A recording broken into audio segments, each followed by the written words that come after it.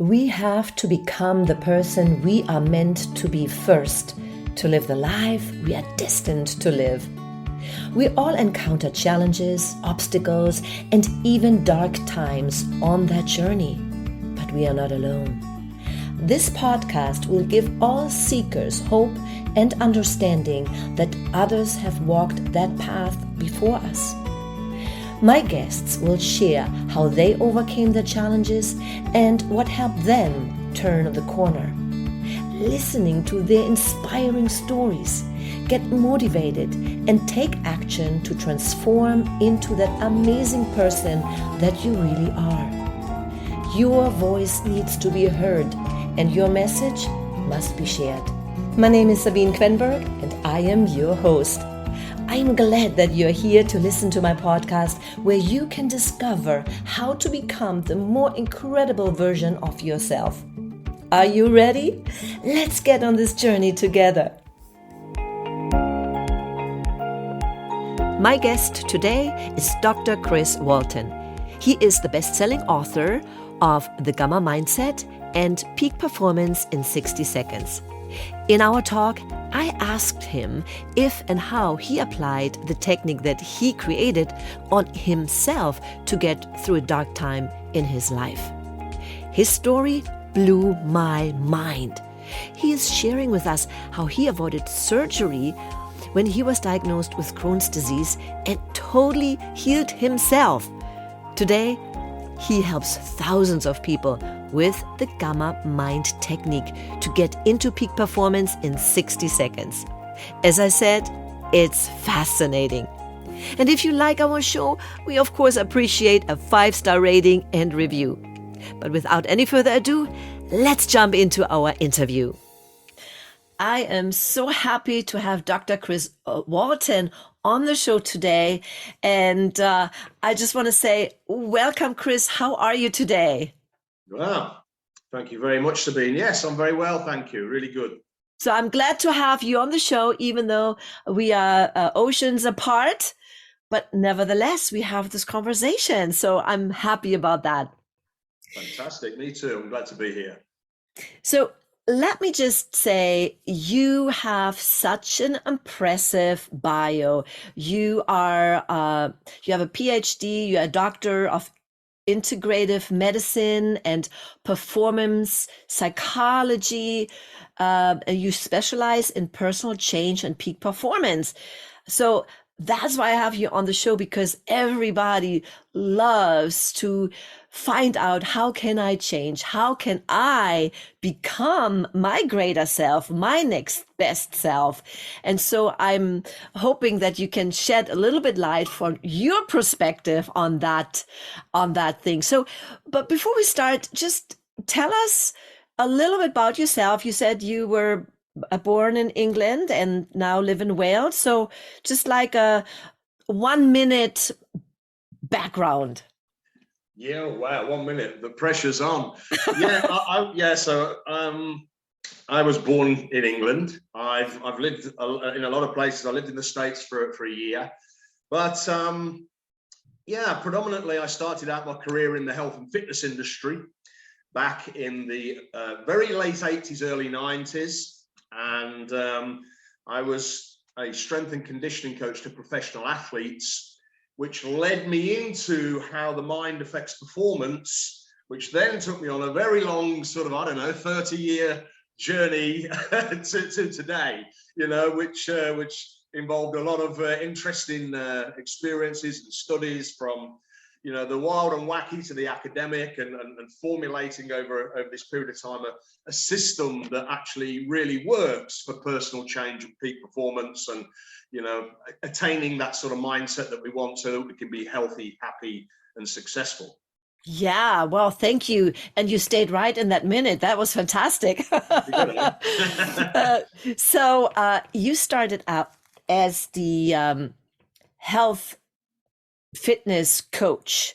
And it's so interesting that you said that it really, that you learned that the mind plays such a big part of it.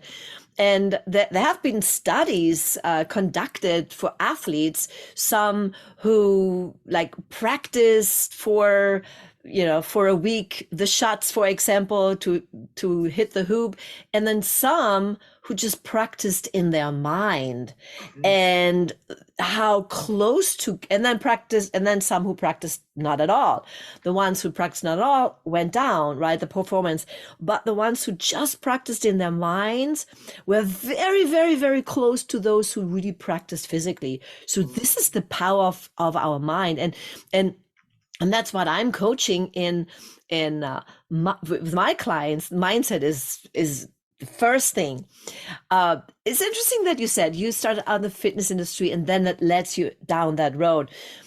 When I worked with performers, I was coaching aspiring actors to get their start in the industry and get them in front of agents and casting directors.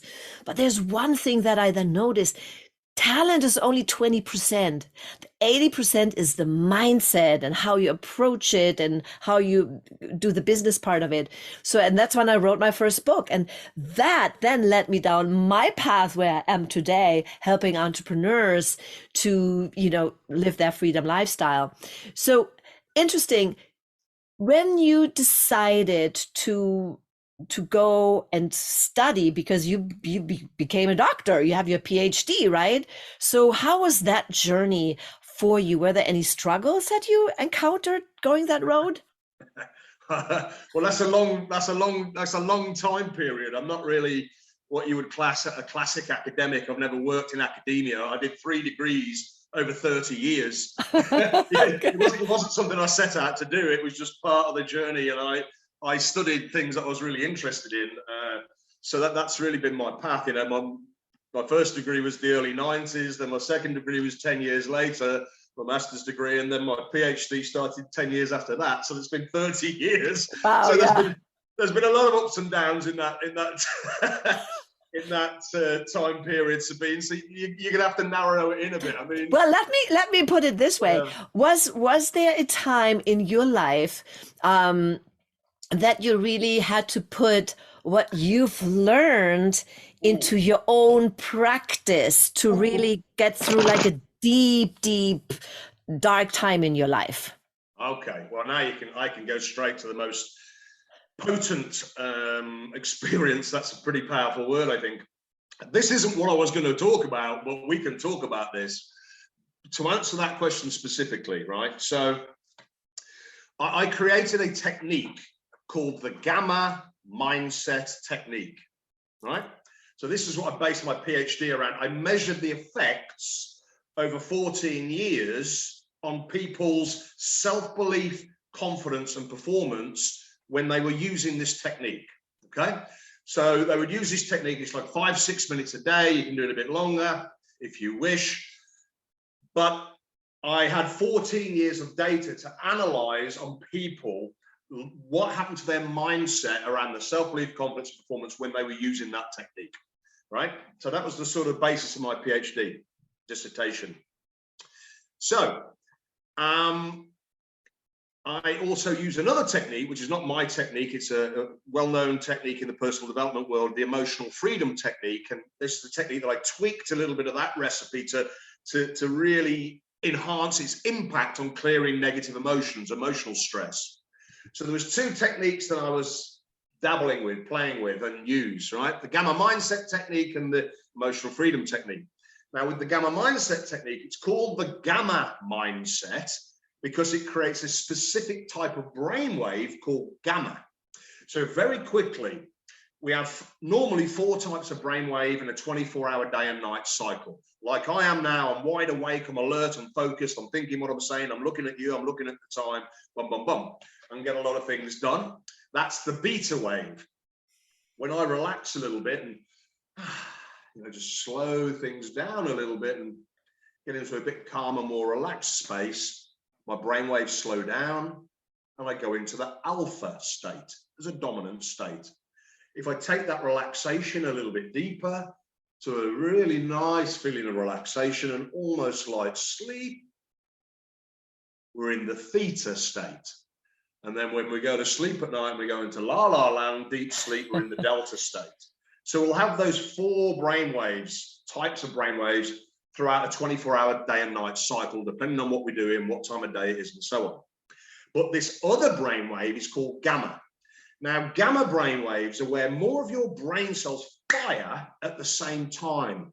It creates a very coherent state of the brain, what we call optimal functioning of the brain, where you've got like super hyper interconnectivity, but without the stress response. The stress response is switched off. So this is where we get the idea of optimal function. This is easy ways to get into the flow state, into the zone of words we call it.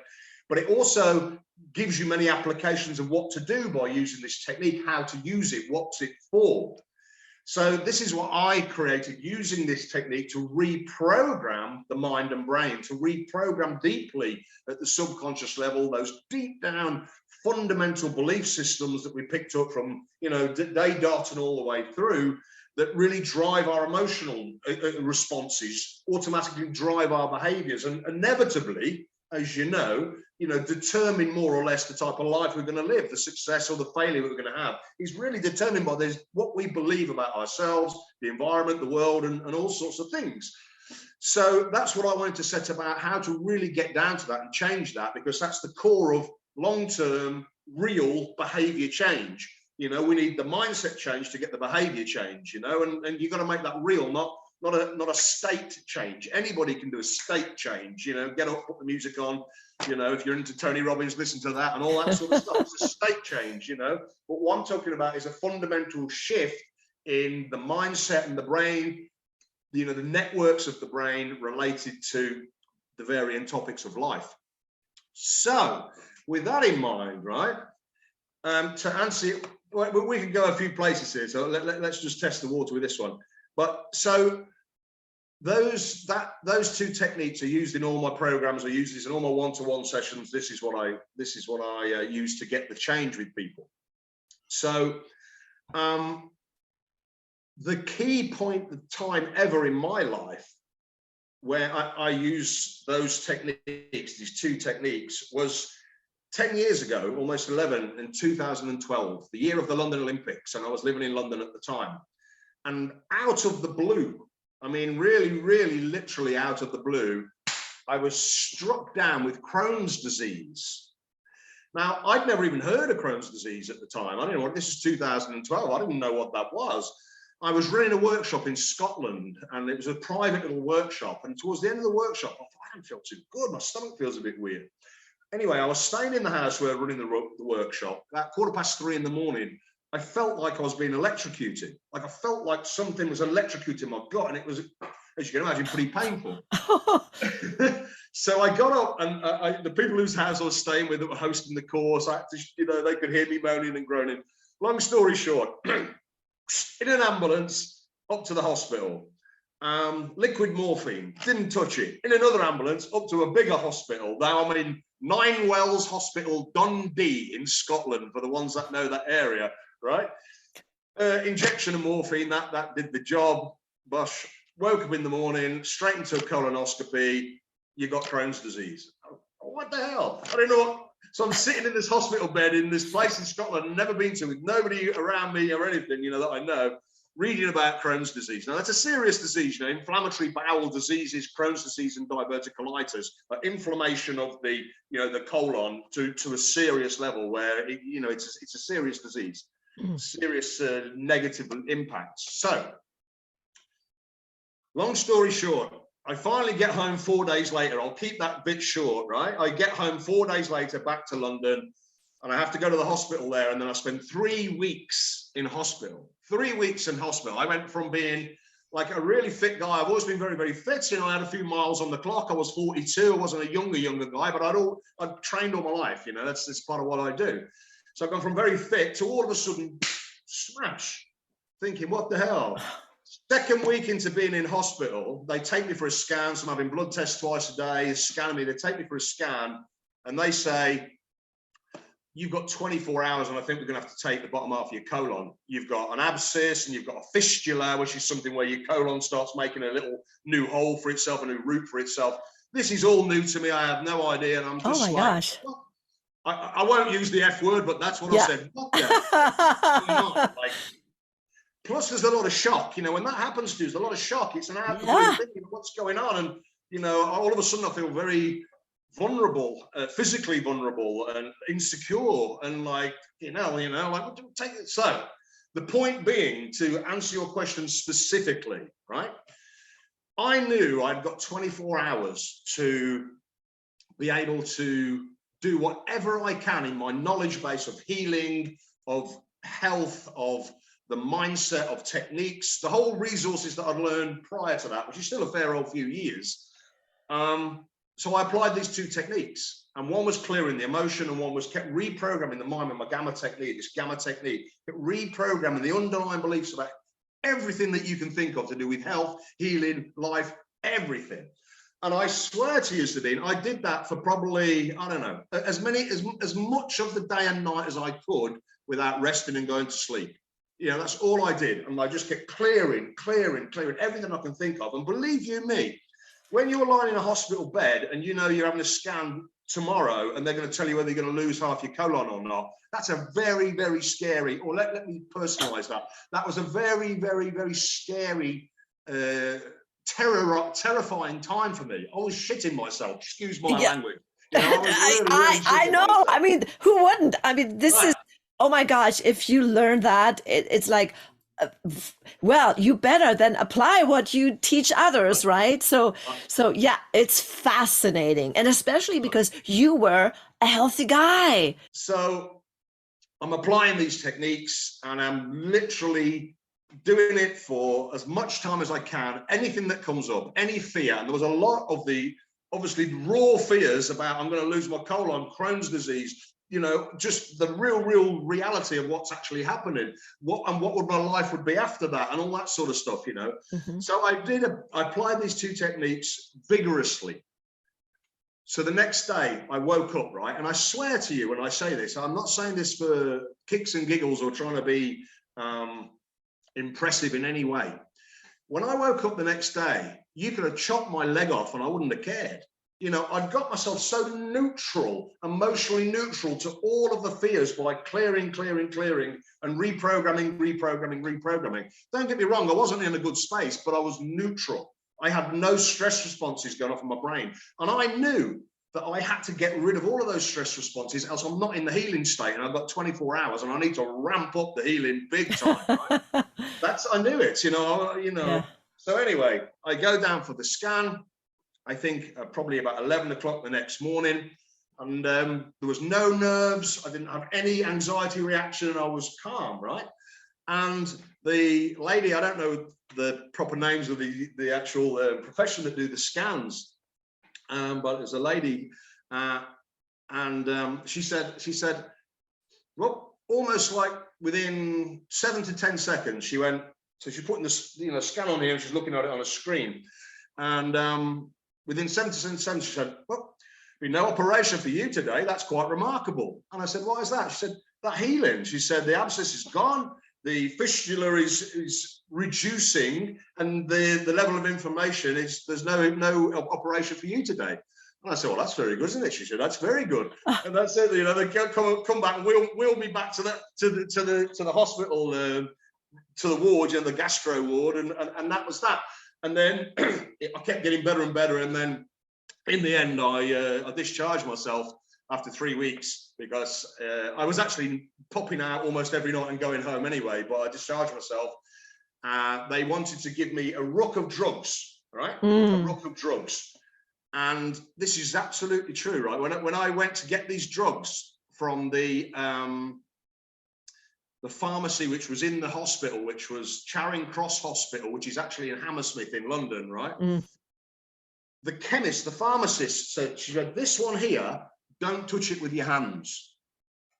And I thought, so you want me to put that drug that you don't want me to touch with my hands because it's so toxic, you want me to put it in my body, Yeah. And I just thought this ain't happening. So I did no drugs, nothing, tweaked my diet when I came out, did more healing work.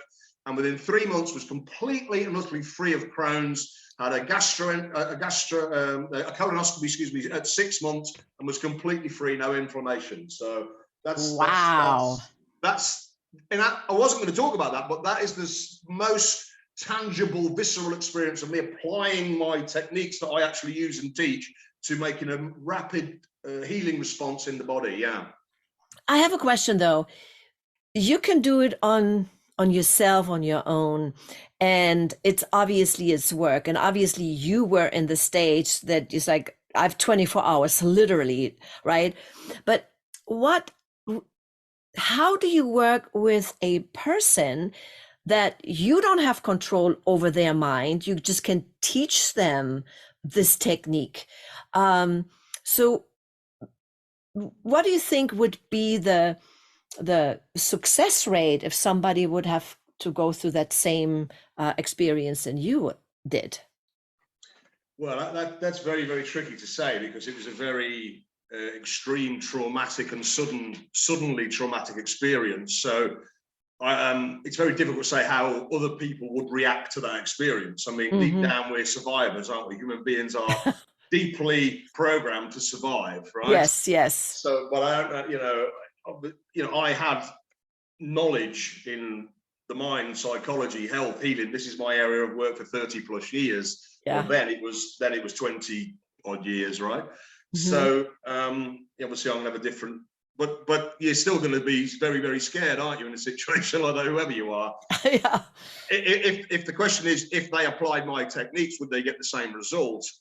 Probably not the same as me, because I know what I'm doing, but let me say this again, that was me in a hospital bed, right?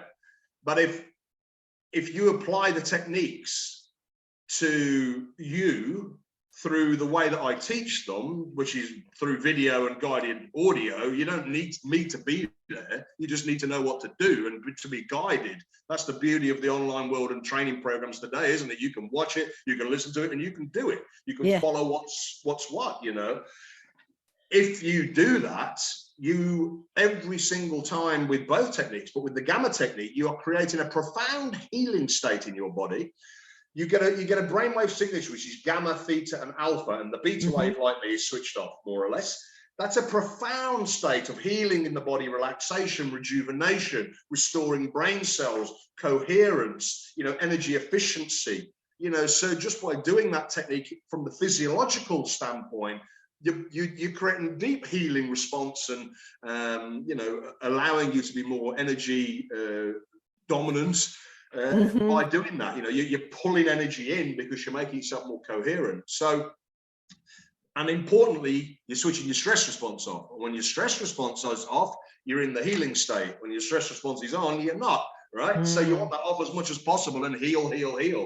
Right. And the other part of it, though, which is very, very important, is the deep subconscious beliefs in your ability to heal, in your ability to change is the most important. The fundamental subconscious beliefs about your ability to change has to be first in the subconscious level, and then whatever the specific context is, then you program that in. So you make sure your subconscious is updated with what the conscious goal is, so you've got alignment in your mind, not conflict in your mind. Because if you have conflict in your mind, like most of us do, between what you want and what's bubbling away subconsciously, that's also a stress response, which is stress chemistry, right? So that's why, of course, the mindset is so important, because the mindset either creates stress or healing, which then has massive impact on what happens to us physically, so it literally is mind over matter always. Yeah, I currently work on a program called the Silva Method. So that goes on the, really go to the theta level to program your subconscious mind and get the solutions, et cetera, et cetera. So I am very fascinated with that. Now I'm fascinated also with the gamma mindset. Where it's at, Sabine. Gamma's where the alpha's old school, theta's old school, but gamma's where it's at. Now the beauty of when you get gamma, you already have high theta. They carry each other in a way, and to have that anyway, you've got to have high alpha. But if you can get gamma, listen to this. Most people don't create gamma waves. The research that's been done on gamma waves is mainly by a guy called Dr. Richard Davidson of the University of Wisconsin. Now he's got huge EEG brain scanners in his lab, and he's had Buddy Smunks in there with over 10,000 hours of meditation experience, and measured their brains when they do a meditation on compassion. as a control group, they teach the students at the university the technique, simple Buddhist meditation, and measure their brains. The students increase their alpha waves, no gamma increase. The Buddhists have huge bursts of gamma waves, huge gamma activity in the brain, showing this coherence, this oneness, this flow, this connectivity, So that's very, very interesting, right? So when I created this technique, I didn't create this technique to create gamma waves. I created the technique because I was playing around with measuring brain waves, how to create a brain state, what meditative techniques, what mindset techniques, if I do this, this, and this, put this together, what happens? I was playing around and experimenting with that to try and get a sweet spot technique that quickly gives you a brainwave pattern that you can reprogram your mind with. That was what I was searching for. That's the whole underlying thing of my research. So that's what I did. But when we did the first EEG reading, this was in a clinic in London, we saw these gamma waves. Now, at the time, again, I didn't know what gamma waves were, right? This was about 2009, 2008, maybe 2009, I think. I didn't know what gamma waves were. And the technician was explaining it. And then, bizarrely, there was a brain surgeon, a guy called Professor Kazani Kalangu, who's a hugely experienced, especially revered worldwide brain surgeon. He's an African guy. Amazing man. He came on 2 of my workshops and I was telling him about it. Now, of course, he knows more about the brain than anybody, right? So then he sent me all the research on gamma waves and the benefits of gamma waves. And he just said, keep going with this, Chris. You've got to teach the people this, right? So that's how it unfolded. It was a technique where it's basically 4 steps together, creates this sweet spot of gamma, theta, and alpha in 60 to 90 seconds. That's all it takes. Wow. Yeah. Wow. So if you think about that, that's something that's creating a very similar brainwave pattern to Buddhist monks with 10,000 hours meditation experience. Now, I'm not saying you've got the same internal state as that, but I'm saying your brainwave pattern is very similar with the readout of the brainwaves. And the specific reasons, like in science, we like to know the mechanism of action. But why and how does it work? We've got the reasons. There are 4 very clear steps put together, boom, create this peak brain state. And that became known as the gamma mindset, which I wrote my book on, my PhD was based on, and that's my brand. So that's actually how it all happened. Wow, that is fascinating. So if someone wants to get in touch with you, wants to work with you and get those gamma brainwaves activated, how can they do that? Very simple, gammamindset.com. I cannot say how fascinating this interview was. And I'm sure my listeners will really enjoy it and will get curious about that, because this gives us hope that we have the power to change something in our lives. Because at the end, we as human beings want to grow, because if we don't grow, we decline, we decline, we go backwards. But life is about growing and getting better and becoming your next greater self. And I believe that your technique can really help a lot of people achieve that. So I'm so happy that we had this conversation, and I wish you much success, and I just pray that you can make a great difference in this world by sharing your knowledge and your technique. Well, thank you, Sabrina. That's very nice, kind words to end your podcast. It's been a pleasure talking to you. I've really enjoyed it. I know these things go fast, so I hope it's been interesting for your listeners and viewers, and I look forward to catching you up next time. That was my interview, and if you enjoyed it, give us a 5-star review, leave a comment, and share it with your friends. Thanks for listening. Until I see you again, always remember, serve from the heart, follow your passion, and live the life you imagine.